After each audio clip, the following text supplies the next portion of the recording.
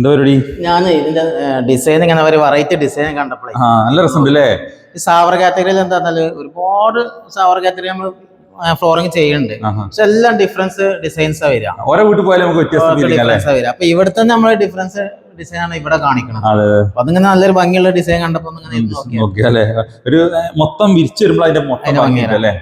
സാവറിൽ പ്രത്യേകിച്ച് എന്താ ഒരു കുറഞ്ഞ റേറ്റിൽ ഒരു മീഡിയം റേഞ്ചിൽ എല്ലാവർക്കും ഫ്ലോറിംഗ് ചെയ്യാൻ പറ്റിയ സാവർ എന്ന് പറഞ്ഞത്. ഒരു വീടൊക്കെ പണിയെടുത്ത് കഴിയുമ്പോൾ കാരണം ഫ്ലോറിംഗിന്റെ വർക്ക് തന്നെ ഏറ്റവും ലാസ്റ്റ് ഘട്ടത്തിലാണ് വരിക.